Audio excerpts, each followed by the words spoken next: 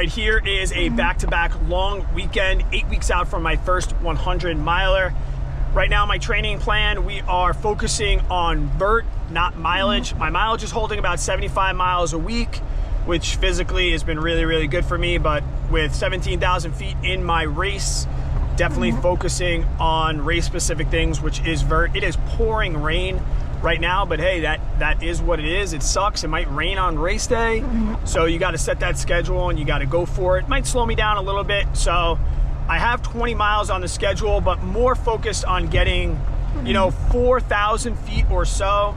If I can get that 4,000 and the miles are a little less than 20, that's going to be fine. No big deal. I am going to cap it at about 4.5 hours, mostly because we got to get back out here tomorrow.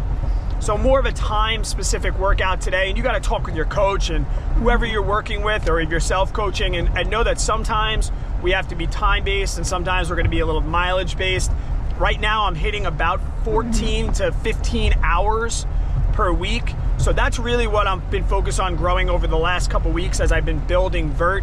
When you stay on the roads, things are going faster, and then you start to go into the hills and you realize, wow, I'm not getting as many miles. But as long as we're getting that time on feet, like I said, there is a balance there that you need to work on. So today, 20 miles or so, 4,000 feet, pouring rain. I'm going to show you exactly what I'm eating. I'll talk about a little bit what I'm dressed. Definitely bringing my poles out today. They are a cheat code.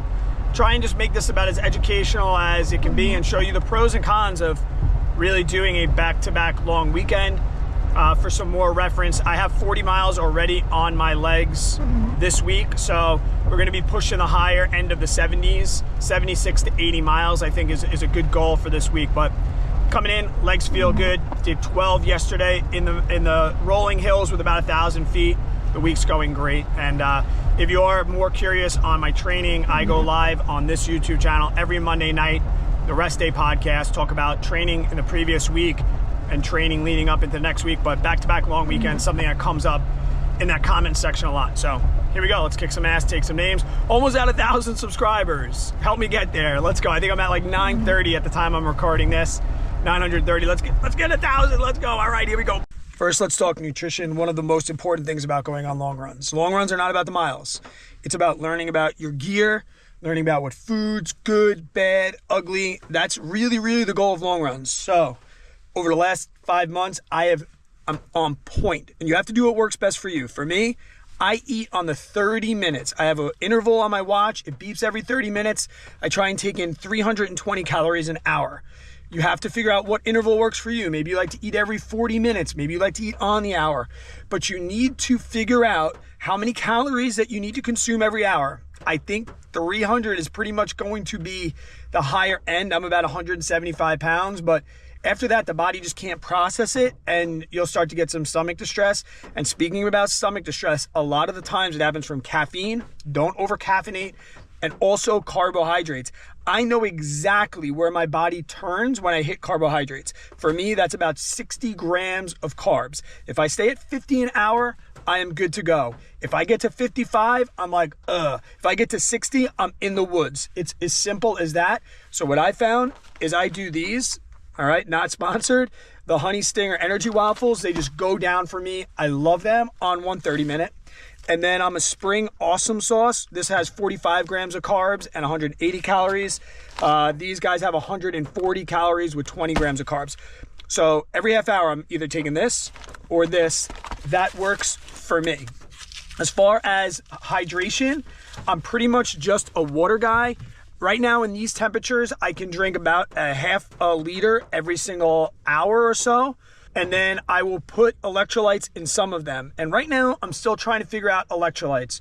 So I have 3 on me today: Relight powder, BPN powder, and Switchback, all different flavors. That's really the last thing that I've been trying to figure out. I do get palate fatigue when it comes to electrolytes quickly. So I might just be a Relight pill guy, but I'd like to just have some as I'm sipping. So that's kind of what I'm figuring out right now. And like I said, I'm still 8 weeks out, so these are things that I'm still figuring out. But I know in these temperatures, 50 degrees, I need a half a liter and I need 320 calories an hour, and that's exactly what I'm going to do for the entire run. While you're learning, have a plan A, B, C, D. There are some days where I don't want a waffle. My body's just like, nope. So I have different flavors. Awesome sauce. I've yet to have a day where I didn't want these, but I always have a secondary flavor just in case. But guys, this is like apple pie. If you don't like Spring Awesome Sauce, I don't trust you as a person. Once again, not sponsored, but all right, nobody in the park. That's how you know it's raining, and that's how you know that you are doing things that other people just are not willing to do. So let's go get some. Now let's talk gear quickly, guys. I'm rocking the Salomon ADV 5 liter. I have a 12 liter as well. I've made a video. It's actually my most viewed video, but that's what I'm gonna be rocking today. Everything not sponsored. Harrier poles, I made a video on those. The most affordable carbon Z-fold poles you can find.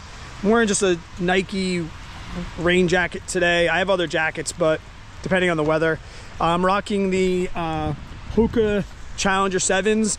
Not the best for these conditions and trails, but the best for my feet. Let me repeat that. So many people focus on, is it technical? Is it grippy? Is it this, that, and the other thing? And then their feet blow up. I found that I would rather run in a shoe that was less ideal for trail conditions, but know that my feet are gonna be aces. So think about that. Will I have to slow down in some wet parts because these aren't the most grippy shoes? Definitely. But I'm pretty confident, I can say with 100% confidence, when I'm done with these 4 hours, my feet are gonna be on point. So don't always think about like, I need technical shoes, I need wet conditions, dry conditions. I tried that for so long, and then I just kept losing toenails and getting blisters just so I could be grippy. Now I wear a shoe, I found a shoe that works best for my feet, and I don't really care if I'm slipping a little bit, because I'd much rather get out here tomorrow with no foot pain and get through the run with no foot pain than worry about like how grippy my shoes are. Because when it's pouring and muddy, I got news for you. There's no magical shoe. There's no unicorn shoe out there. You gotta find the one that's best for your feet. All right, now we actually start running. Let's go.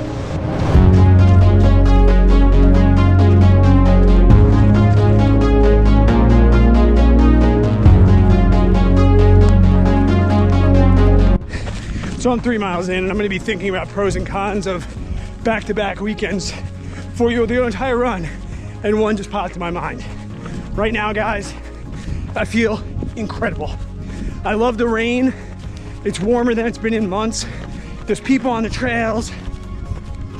I wanna hammer, but like a race, you cannot hammer in the beginning. You must stay disciplined. You must stay in control of your emotions, in control of your pace, just in control of everything. The race doesn't start until the last quarter of the race, whatever distance you're doing. So, as soon as I felt my breathing getting a little heavy, felt myself bombing down hills. Whoa, whoa, whoa, Brad. We are 3 miles into a very long weekend, so let's tone it back. So on a back-to-back long weekend, guys, start off like it's a race. Really, the second day should be faster than the first day. Think about that. Nope, there's my 30-minute timer. I think I'm gonna start with a gel today. All right, we're 5 miles in, holding 11:15 pace. First 5 miles, we're a little rolling. I think I'm at like 125 feet per mile. It's about 700 feet, but we're going up.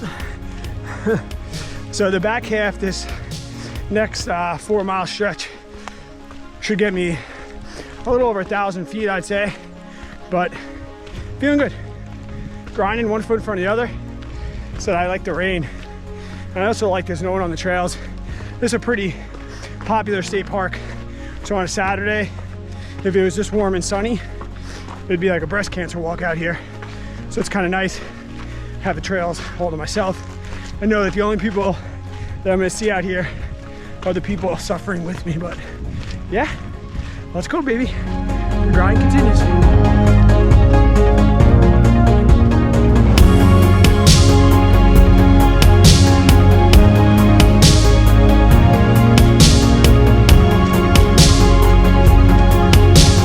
Here's another pro to doing back-to-back long runs, is you could change the terrain that you're running on just to get different stimuli. Meaning, like, if your race has a lot of like long grinding climbs, you might want to find a course that has long power hiking days. But you don't want to do that every day. You also have to train your body to be able to run the rollers and things of the lower incline, 5, 7%, things like that. So on one day, you can really focus on, hey, I'm gonna find those 600 feet per mile climbs. And then the next day, you can go out and look for something that has maybe 125 feet per mile, and it's a little more runnable. And if you're like me, that might not be feasible. You might have to drive somewhere. Plan ahead or hit the treadmill. This is training, right? This isn't fitness. Sometimes you're gonna have to use that treadmill to get the stimulus you need. Let's go.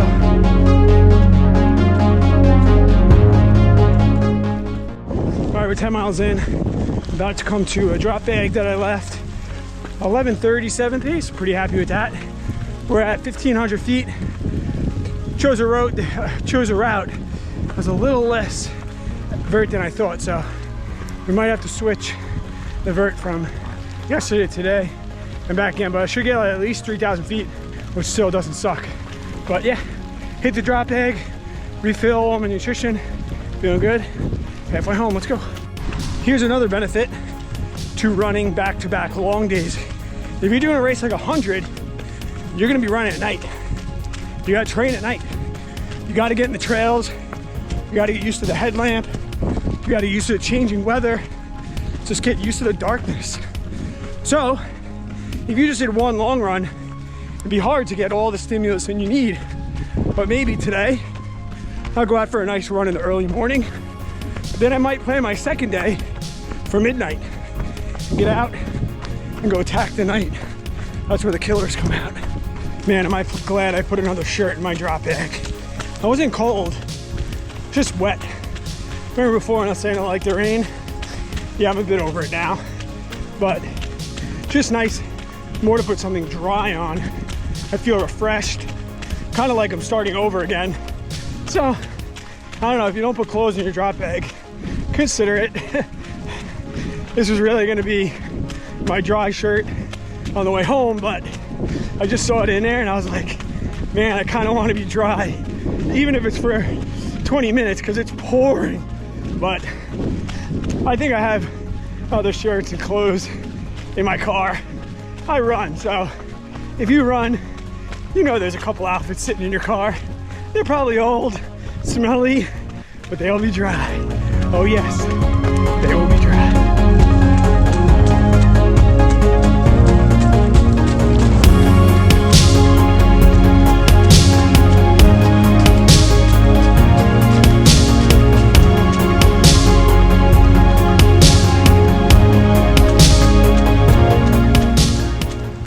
Another pro to back-to-back weekends is real life.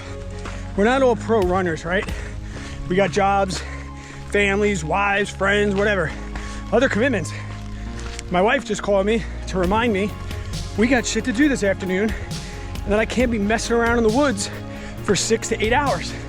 Now, I knew that, but she knows what a space cadet I can be. But yeah, sometimes you need 12 hours of volume, but you don't have 12 hours in one day. I'm not trying to be a deadbeat dad, so break it up. Back-to-back long weekends.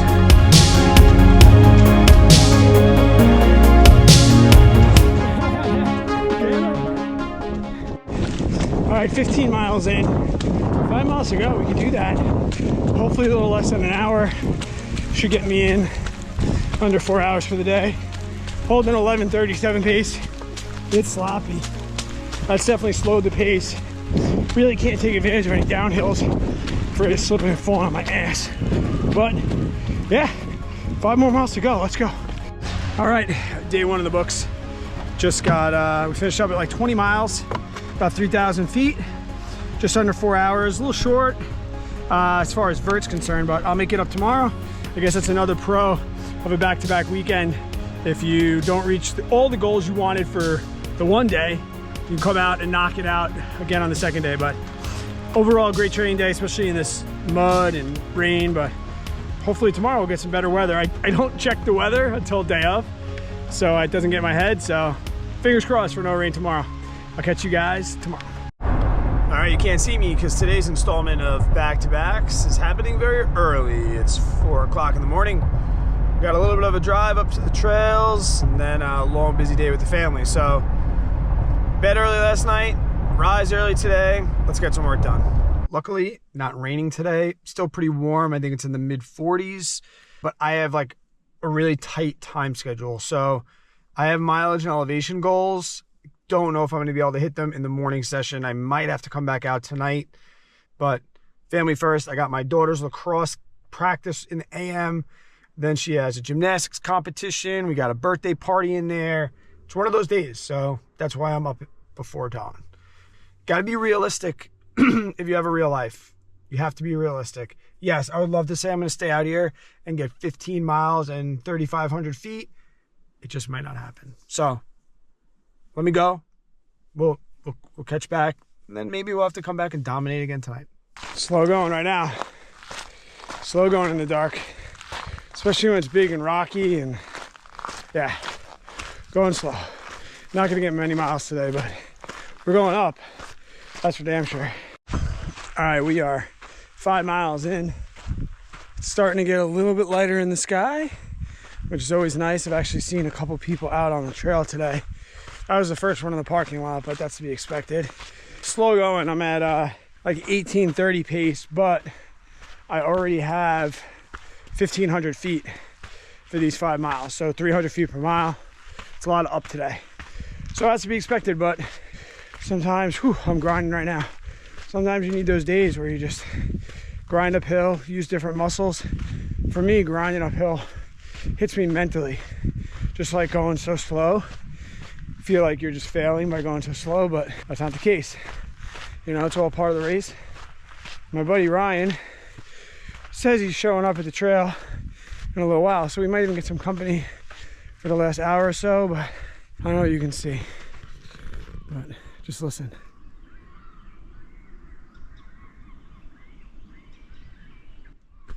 I don't know if you can hear it, but all the birds on the water, a couple owls. Ah, this shit's the best. I hate getting out of bed, but once I'm out of bed, I've never regretted it.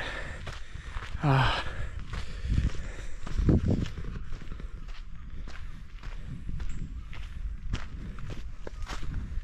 All right, let's go find our friends. Oh man, that feeling when you take your headlamp off. If you know, you know. Let's go. Some whitetail right here. They're always out in the morning. One's gonna pop out right in front of us here. Oh, nope, dip it in that way. Startled her. Sorry, enjoy your breakfast.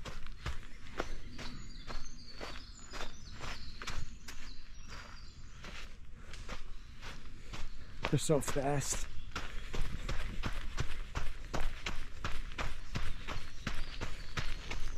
There she goes. Much better at the hills than me too. I'm 10 miles in, just past 3,000 feet. So I got my feet. I'm coming up on 3 hours, so not gonna get the 15 miles I wanted in the morning session, but I got the feet, that's all that matters.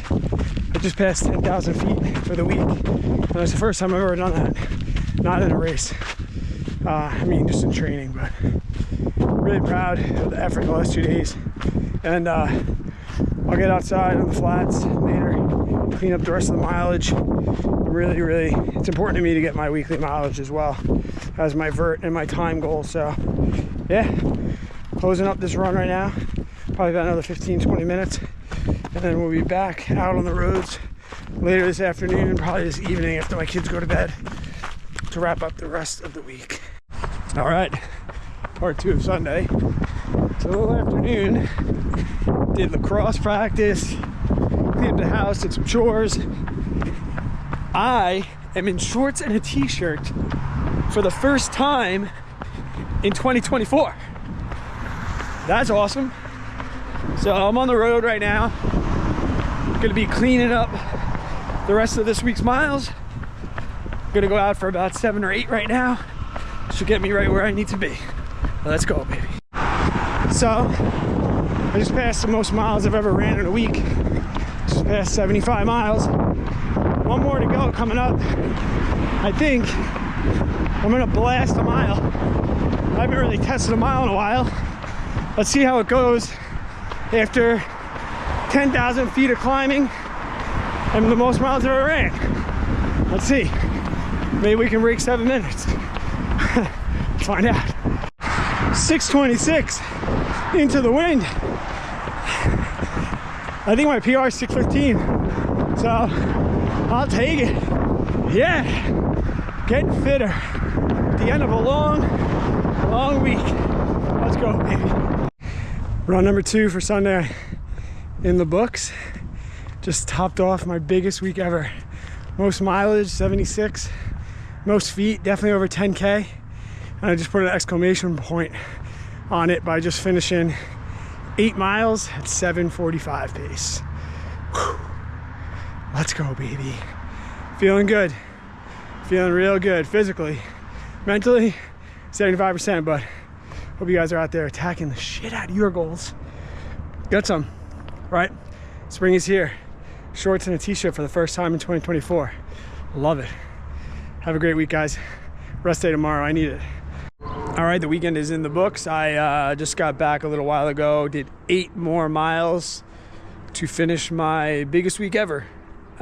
Pretty awesome. And in that run, I ran on the roads, I PR'd my 10K. So I capped off my biggest mileage week, my biggest vert week, with a 10K PR, 8 miles at 7:44 pace. Super pumped on it. Well, just an awesome week of training. So totals for the weekend, I did 4 hours yesterday and then about 4 hours today. So maybe like 8.5 hours for the weekend with a little over 6,500 feet, and 20 yesterday, 18 today, so 38 miles. So that was the long weekend. And then next weekend is even bigger. So then next week we will go up again and we'll do this whole thing again. If you want more details on that, guys, remember I go live every Monday night, 7:30-ish. If you go to my channel and you look at the live, you'll see all the past episodes. You can tune in live, ask me any questions, or leave some questions down in this video. I'll probably do 1 or 2 more weekend long run vlogs before heading out to the Grand Canyon to do rim to rim to rim on March 28th, and there'll be a full video for that as well. All right, guys, hope you had an awesome weekend as well, crushing your goals. I'll catch you on the next one.